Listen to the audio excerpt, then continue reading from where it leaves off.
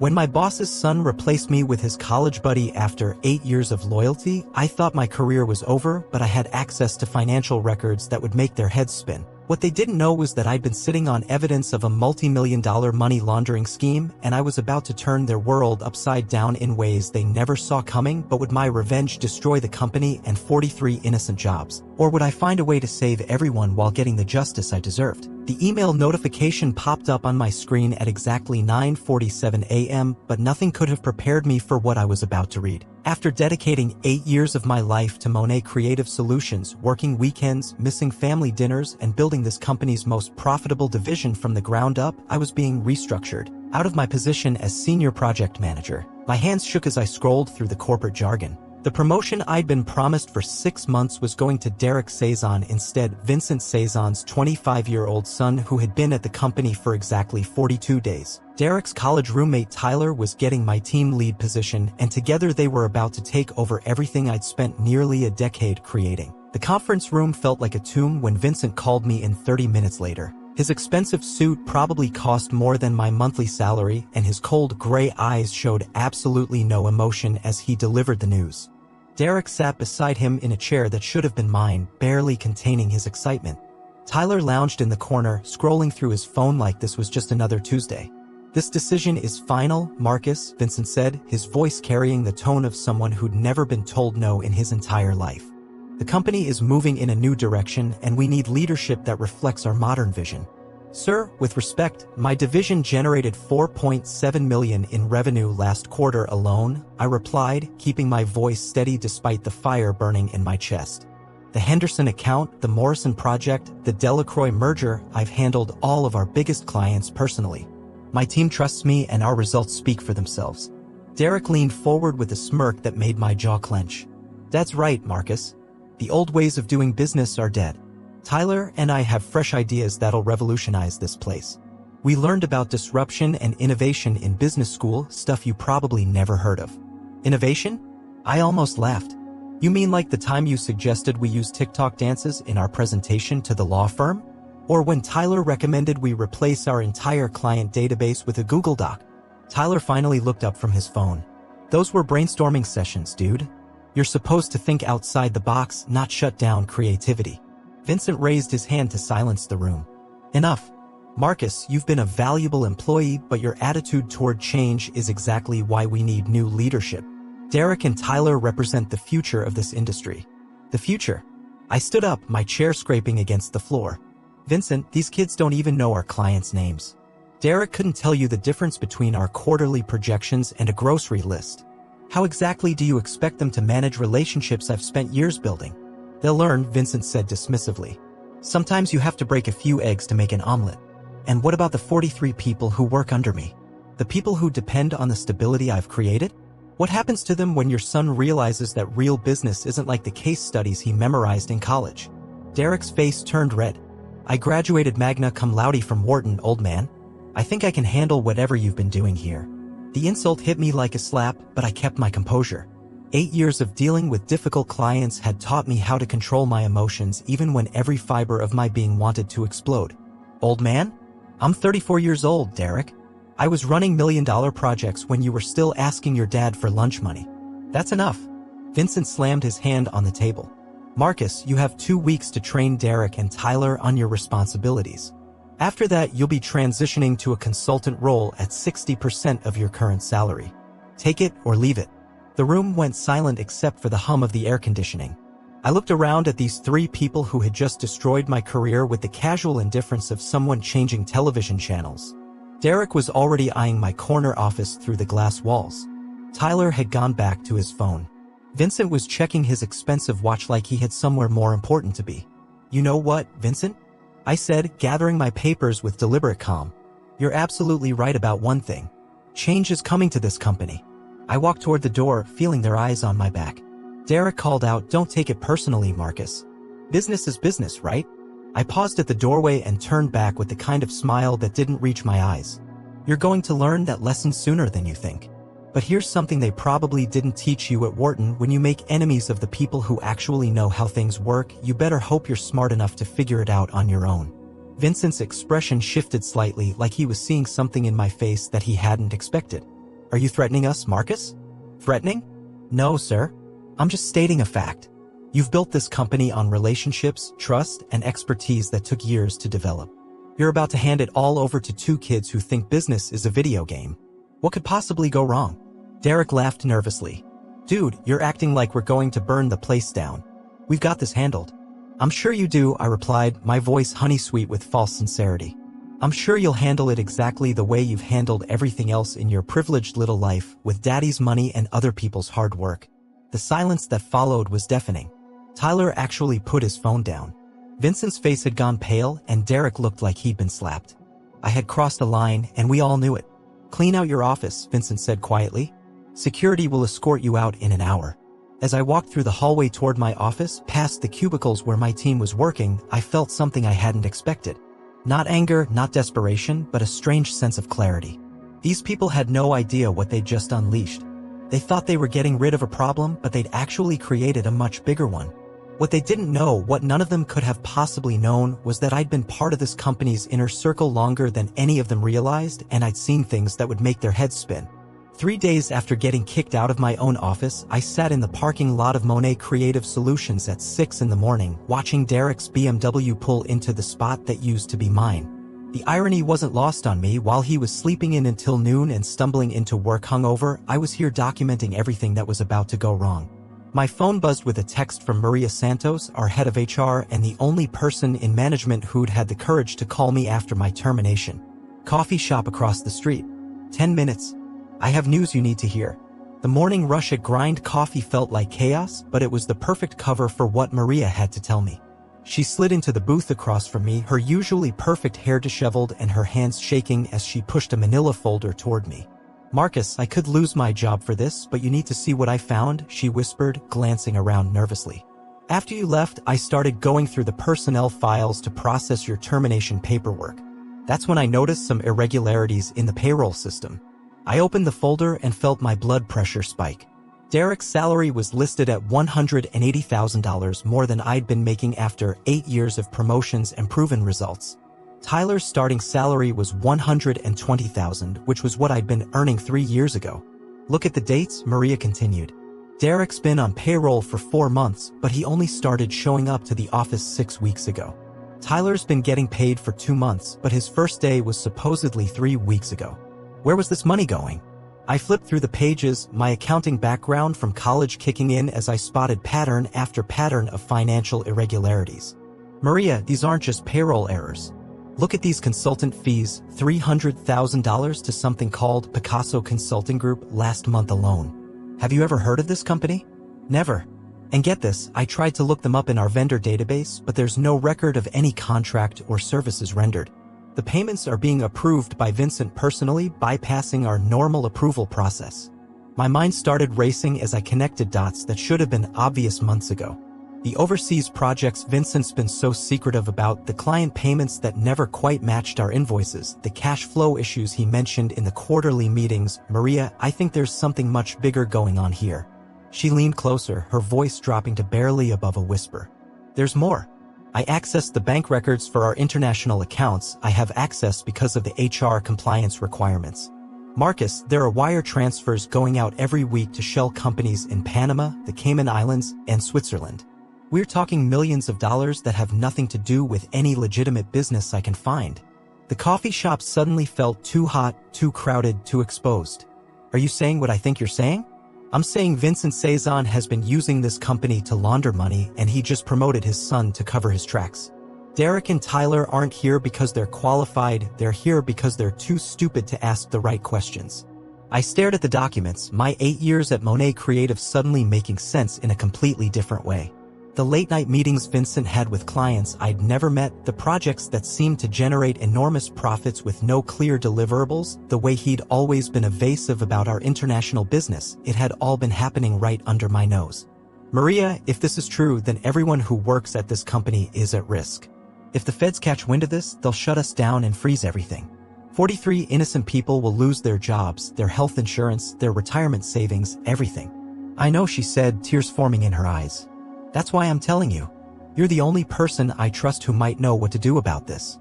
I closed the folder and leaned back, my mind working through possibilities and consequences. How much time do we have before this becomes impossible to hide? Derek's already screwing up the legitimate business so badly that clients are asking questions. The Henderson account called me directly yesterday asking why their project manager had been replaced with someone who didn't understand their requirements. The Morrison project is 3 weeks behind schedule because Tyler doesn't know how to read our project management software. Vincent's getting desperate, and desperate people make stupid mistakes. What kind of mistakes? Maria pulled out her phone and showed me a series of text messages. He's been texting me at all hours asking me to create fake employee records, to backdate contracts, to alter financial reports. He wants me to make it look like Derek and Tyler have been contributing to projects they've never even heard of. I felt a cold smile spread across my face as I realized the opportunity that was sitting right in front of me. Maria, Vincent just made the biggest mistake of his life. He didn't just fire me, he turned me into the one person who has nothing left to lose and everything to gain by exposing the truth. What are you thinking? I'm thinking that Derek and Tyler are about to learn that real business isn't a game, and Vincent's about to discover that you can't build a criminal empire on nepotism and incompetence. But more importantly, I'm thinking about those 43 employees who deserve better than losing their jobs because their boss is a criminal. Maria's eyes widened as she saw the determination in my face. Marcus, this is dangerous. If Vincent realizes what we know, he won't realize anything because he's too busy trying to cover up his son's failures, I interrupted. But here's what he doesn't understand. I've been documenting everything that happens in this company for 8 years. Every email, every client interaction, every financial discrepancy I've ever noticed. I have records he doesn't even know exist. What kind of records? I pulled out my personal laptop and opened a folder that contained hundreds of files. Remember when Vincent asked me to handle the international client communications? I kept copies of everything because I thought it might be useful for performance reviews. Turns out I've been accidentally building a paper trail of his money laundering operation for 2 years. Maria stared at the screen, her mouth open. Oh my God. Marcus, this is evidence of federal crimes. We could go to prison just for knowing about this and not reporting it. Or, I said, closing the laptop with a decisive snap, we could use it to save the company and everyone who works there. But first, we need to let Derek and Tyler destroy their credibility completely. Give them enough rope to hang themselves and then step in as the hero who saves the day. That's incredibly risky. What if they actually succeed somehow? I laughed, but there was no humor in it. Maria, Derek couldn't successfully order lunch without help, and Tyler thinks Synergy is a type of energy drink. Trust me, they're going to fail spectacularly, and when they do, Vincent's going to be so desperate to save face that he'll be willing to make a deal with the devil himself. Maria gathered the papers, her hands still shaking but her voice growing stronger. So what's the plan? The plan is to give them exactly what they want, a chance to prove they can run this company better than I could. And when they crash and burn, which they will, I'm going to be there with a solution that saves everyone except the people who deserve to lose everything. I stood up and extended my hand to her. Are you with me, Maria? Because once we start this, there's no going back. We're either going to save this company or we're going to watch it burn down around Vincent's ears. She shook my hand firmly. Those 43 people trusted you to protect them, Marcus. Now it's time to prove that their trust wasn't misplaced. As we walked out of the coffee shop together, I felt something I hadn't experienced in days: hope. Vincent thought he'd gotten rid of his biggest problem, but he'd actually created his worst nightmare. The question wasn't whether Derek and Tyler would fail, it was how spectacular their failure would be and whether I could use the chaos to expose the truth before innocent people got hurt. The sound of Derek screaming into his phone could be heard through the glass walls of what used to be my office, and I had to admit, watching him fall apart was more satisfying than I'd expected. 2 weeks had passed since my termination, and the chaos unfolding at Monet Creative Solutions was beyond anything I could have imagined in my wildest dreams. My phone buzzed with another panicked text from Maria. Henderson account just threatened to pull their contract. Derek told them we could deliver their campaign in half the time for twice the results. They want specifics he can't provide. I smiled as I typed back from my car in the parking lot across the street, where I'd been documenting every disaster as it happened. The Henderson account wasn't just any client, they were our biggest revenue source, a law firm that required absolute precision and confidentiality in everything we did. I'd spent 3 years building that relationship, learning their partners' preferences, understanding their corporate culture, and delivering results that exceeded their expectations every single quarter. Derek had just promised them the impossible while having no clue what they actually needed. Through my binoculars, I watched Tyler frantically searching through filing cabinets, clearly looking for documents he didn't understand. The Morrison project timeline was spread across 3 whiteboards, but the connections between tasks made no sense. Colors were everywhere, sticky notes covered every surface, and it looked like a kindergarten art project rather than a professional business plan. My phone rang. It was Janet Morrison herself, the CEO of Morrison Industries and one of my closest professional relationships. "Marcus, I hope you don't mind me calling directly, but I'm concerned about some changes at your company." The young man assigned to our project seems enthusiastic, but he's asking questions that suggest he doesn't understand what we're trying to accomplish. "What kind of questions, Janet?" I asked, though I already knew this conversation was going exactly where I'd hoped it would go. "Well, yesterday he asked if we could change our product launch from medical devices to social media marketing because he had some great ideas about viral content. When I explained that we manufacture heart monitors, he suggested we make them into fitness trackers for teenagers." "Marcus, I'm starting to worry about whether Monet Creative understands our business at all." I let the silence hang for a moment before responding. "Janet, I'm no longer with the company in my previous capacity, but I understand your concerns. Have you spoken with Vincent Cezanne about this?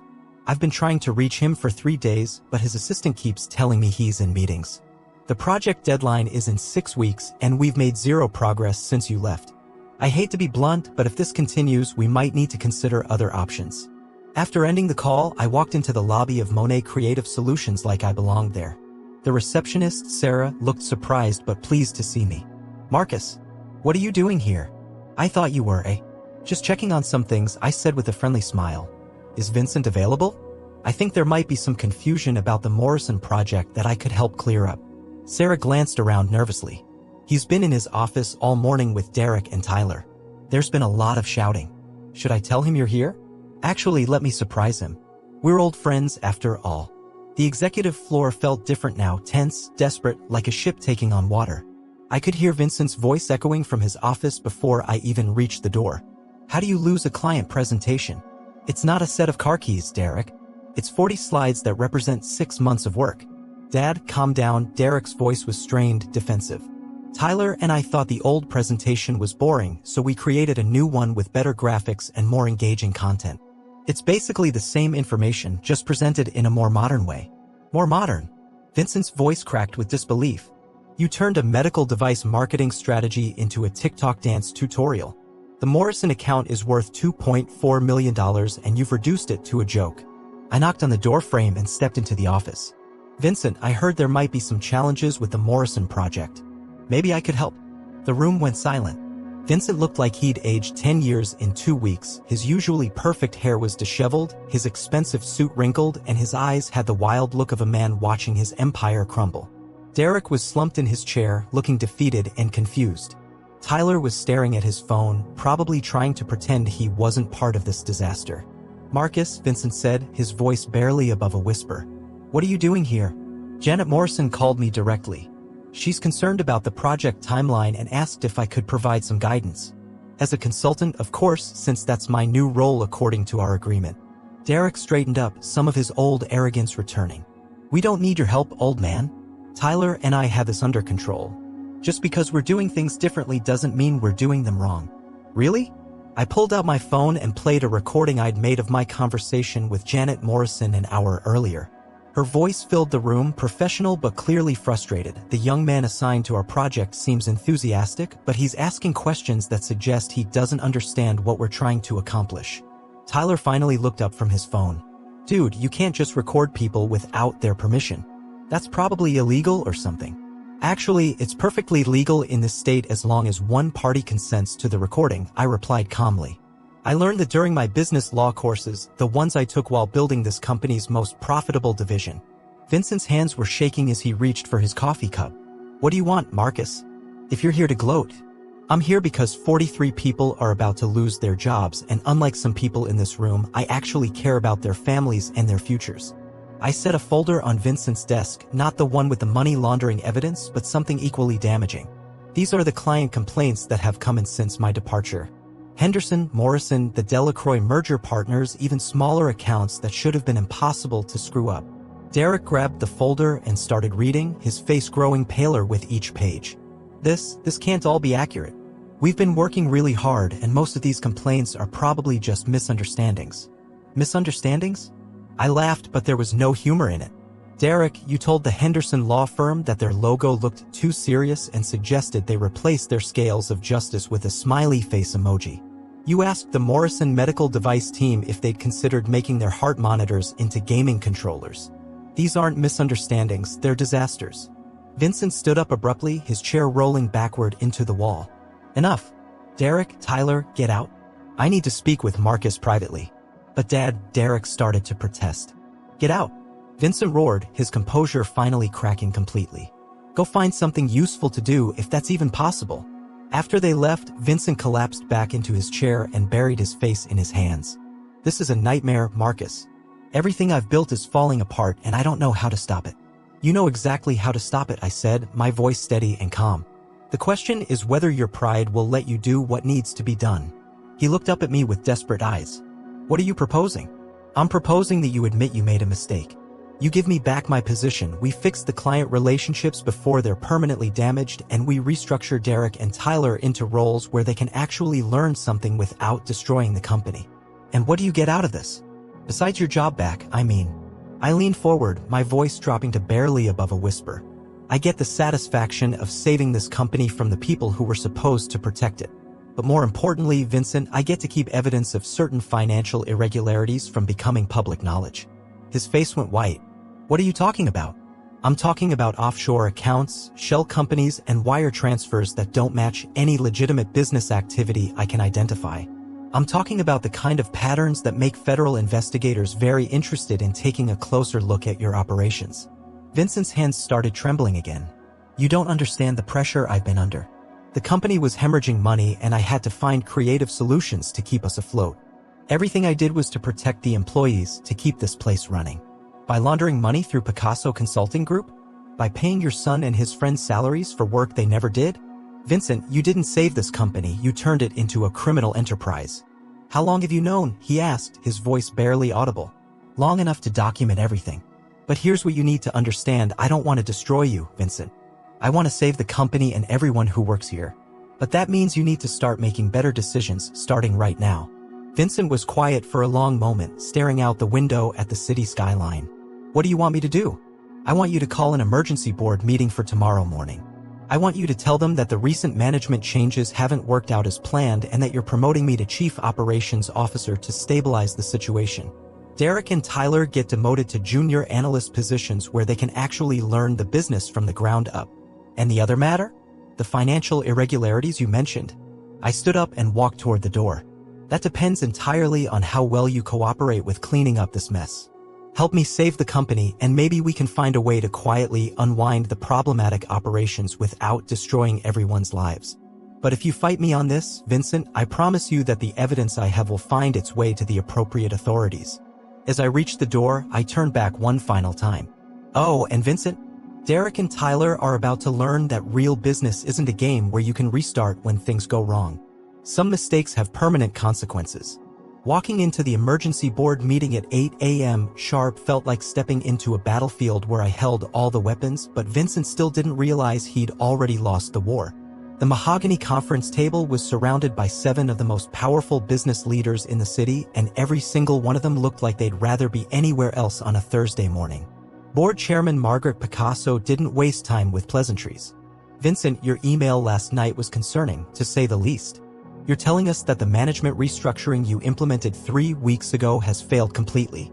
Vincent looked like he'd spent the night staring at the ceiling, his usually perfect appearance replaced by wrinkled clothes and bloodshot eyes. The transition has been more challenging than anticipated. Our client retention has dropped by 30% and we're facing potential contract cancellations worth over $8 million. In 3 weeks, board member Robert Dolly leaned forward, his voice sharp with disbelief. Vincent, when you promoted your son and his friend, you assured us they were qualified to handle increased responsibilities. What changed? Derek and Tyler sat at the far end of the table looking like students called to the principal's office. Derek kept glancing at his father for support, while Tyler seemed more interested in the view from the 42nd floor windows than the conversation that was deciding his future. The learning curve has been steeper than expected, Vincent said weakly. However, I believe I have a solution that will address our immediate concerns while providing long-term stability. Margaret's eyebrows rose. And what solution would that be? Vincent turned to look at me, and I could see the moment he made his choice between his son's pride and his company's survival. I'm recommending that we promote Marcus Rivera to Chief Operations Officer, effective immediately. His experience with our major accounts and his understanding of our operational systems make him the logical choice to stabilize our current situation. The room went silent except for the soft hum of the air conditioning. Derek's face turned red, then white, then red again as he processed what his father had just said. Dad, you can't be serious. We talked about this. Marcus is stuck in the past. We need forward-thinking leadership, not someone who's afraid of innovation. Innovation? Margaret's voice could have cut glass. Derek, I've reviewed the client feedback from the past 3 weeks. You suggested that Henderson Law Firm rebrand themselves as the Happy Lawyers and replace their website with memes. How exactly is that innovative rather than simply incompetent? Tyler finally spoke up, his voice defensive and whiny. We were trying to make their brand more relatable to younger demographics. Not everything has to be boring and traditional. Henderson Law Firm's youngest partner is 47 years old and they specialize in corporate mergers and acquisitions, I said calmly. Their clients are Fortune 500 companies, not college students. Understanding your audience isn't traditional, it's basic business sense. Robert Dolly pulled out a tablet and started reading from it. According to the reports I've received, the Morrison Medical Device project is 6 weeks behind schedule because you replaced their product launch strategy with a social media campaign for teenagers. Tyler, can you explain the logic behind marketing heart monitors to people who don't have heart conditions? Tyler shifted uncomfortably in his chair. We thought we could expand their market by positioning the devices as fitness trackers. It's called thinking outside the box. It's called not understanding the product, Margaret replied sharply. Medical devices require FDA approval, clinical testing, and regulatory compliance. You can't just rebrand a heart monitor as a fitness tracker because you think it sounds cooler. Vincent cleared his throat, clearly desperate to move the conversation forward. Which is why I believe Marcus is the right person to repair these relationships and restore confidence in our operations. Board member Sarah Monet, who'd been quietly taking notes, looked up at me. Marcus, assuming the board approves this promotion, what's your plan for addressing these issues? I stood up and activated the presentation screen, revealing a detailed recovery plan I'd been preparing for exactly this moment. First, I'll personally call each affected client to acknowledge our mistakes and present revised project timelines that are realistic and achievable. Second, I'll reassign Derek and Tyler to junior analyst positions where they can learn our processes before taking on client-facing responsibilities. Hey! Derek jumped to his feet. I'm not taking a demotion. I have an MBA from Wharton and I'm not going to be supervised by someone who doesn't even have a master's degree. Your MBA is impressive, Derek, I replied evenly, but it doesn't replace the experience of actually managing client relationships and delivering results. Would you rather learn those skills in a junior position, or would you prefer to explain to our shareholders why we lost $12 million in contracts because you were too proud to admit you needed training? Margaret nodded approvingly. Marcus, what's your timeline for stabilizing these client relationships? Henderson can be salvaged within 2 weeks if I personally handle their concerns and present a revised strategy that addresses their actual needs. Morrison will require more work. We'll need to scrap the current approach entirely and start over, but their product launch isn't until December, so we have time. The smaller accounts can be recovered quickly once we demonstrate that we're taking their concerns seriously. Vincent was sweating despite the air conditioning. Marcus, what about the broader operational issues? Are there other areas where we need to make changes? This was the moment I'd been waiting for, the opening to address the elephant in the room without directly accusing Vincent of criminal activity in front of the board. There are some financial irregularities in our international operations that need to be reviewed and corrected. Nothing that threatens the company's stability, but we should clean up our reporting procedures to ensure full compliance with federal regulations. I watched Vincent's face carefully as I spoke and saw the exact moment he realized I was offering him a way out. His shoulders relaxed slightly and he nodded. Yes, we should definitely address any compliance issues proactively. Margaret made a note on her tablet. What kind of irregularities are we talking about? Primarily documentation issues with some of our overseas consulting contracts, I said smoothly. The work was legitimate, but the paperwork doesn't meet current regulatory standards. It's the kind of thing that could raise questions during an audit, so we should fix it before it becomes a problem. Derek was still standing, his face flushed with anger and humiliation. This is ridiculous. You're all acting like Tyler and I are incompetent, but we just have different approaches. Maybe the problem isn't us, maybe it's that this company is stuck in the past and afraid to embrace change. Robert Dolly's voice was ice cold. Derek, in 3 weeks, you've managed to alienate our 3 largest clients, put a $12 million project at risk, and suggest business strategies that demonstrate a fundamental misunderstanding of what this company does. That's not innovative, that's catastrophic. But Derek started to protest. But nothing, Margaret cut him off. This board has a responsibility to our shareholders, our employees, and our clients. We cannot allow personal relationships to compromise the company's stability. Vincent, I'm calling for a formal vote on Marcus's promotion to Chief Operations Officer. All in favor? 6 hands went up immediately. Vincent hesitated for a moment, looking at his son's devastated face, then slowly raised his hand as well. Motion carried unanimously, Margaret announced. Marcus, congratulations. You'll have full authority to restructure operations as needed to stabilize our client relationships. Derek slammed his hand on the table. This is unbelievable. Dad, you're really going to let them humiliate me like this? I'm your son. Vincent's voice was barely above a whisper. Derek, this isn't about humiliation. It's about saving the company. Fine, Derek shouted. But don't expect me to work under him. I'm not going to be some entry-level employee supervised by someone who's jealous of my education and my position. That's your choice, I said calmly. But if you leave now, you'll be walking away from the best opportunity you'll ever have to actually learn how to run a business. Your father built something remarkable here, Derek. You can either help preserve it or you can let your pride destroy it. Tyler finally spoke up, his voice small and uncertain. What if we stayed and actually tried to learn? I mean, maybe we did mess some things up. Derek stared at his friend in disbelief. Are you seriously going to side with them against me? I'm not siding with anyone, Tyler replied. I'm just saying maybe we bit off more than we could chew. Maybe we should learn from someone who actually knows what they're doing. The room fell silent as Derek looked around the table, seeing no support anywhere. His father avoided eye contact, the board members looked impatient, and even his best friend was abandoning him. Fine, Derek said finally, his voice bitter with defeat. But this isn't over. You think you've won something here, Marcus, but you have no idea what you're getting yourself into. As Derek stormed out of the conference room, I felt a moment of genuine sympathy for him. He was about to learn some very hard lessons about consequences, responsibility, and the difference between privilege and competence. But more importantly, Vincent was about to discover that making a deal with someone who knew all his secrets was far more dangerous than he'd realized. 6 months later, I sat in Vincent's old office, now mine, staring at the nameplate that read Marcus Rivera, Chief Executive Officer, and thinking about how dramatically everything had changed since that devastating morning when I thought my career was over. The irony wasn't lost on me that the man who tried to destroy my future had actually handed me the keys to his entire empire. The transition hadn't been smooth, but it had been necessary.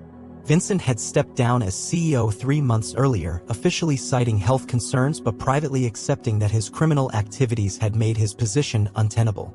The board had unanimously voted to promote me after I'd successfully recovered every client relationship Derek had damaged and increased our quarterly revenue by 18%. Derek knocked on my door, his attitude completely transformed from the arrogant young man who'd once called me an old man, unfit for modern business. Marcus, do you have a few minutes? I wanted to talk to you about the Henderson presentation next week. Of course, come in, I said, gesturing to the chair across from my desk. How's the preparation going? Over the past 6 months, Derek had undergone what could only be described as a complete personality transformation. Working as a junior analyst under my direct supervision had taught him humility, work ethic, and actual business skills. He'd started staying late to understand client needs, asking thoughtful questions instead of making assumptions, and treating every project like an opportunity to prove himself rather than something he was entitled to. I finished the market research you requested, and I think I understand why my original approach was so wrong, Derek said, placing a thick folder on my desk. Henderson Law Firm isn't just another client, they're a partnership of professionals who've built their reputation on precision and reliability. My suggestion to make them more fun wasn't innovative, it was insulting to everything they've worked to achieve. I flipped through his research, impressed despite myself by the thoroughness and insight he'd developed. This is excellent work, Derek. You've clearly learned to think about business from the client's perspective rather than your own. I had a good teacher, he said, and for the first time since I'd known him, there was no sarcasm or resentment in his voice. Marcus, I owe you an apology that's about 6 months overdue. When my father promoted me over you, I thought I deserved it because of my education and my last name. I didn't understand that business isn't about what you think you know, it's about what you can actually deliver. The sincerity in his voice caught me off guard. Derek, we all make mistakes. What matters is learning from them. But here's what I don't understand, Derek continued, his expression growing more serious. Why did you fight so hard to save this company instead of just exposing my father's crimes and walking away? You could have destroyed him, taken everything he'd built, and started your own firm with his former clients. Instead, you protected 43 jobs and gave me a chance I didn't deserve.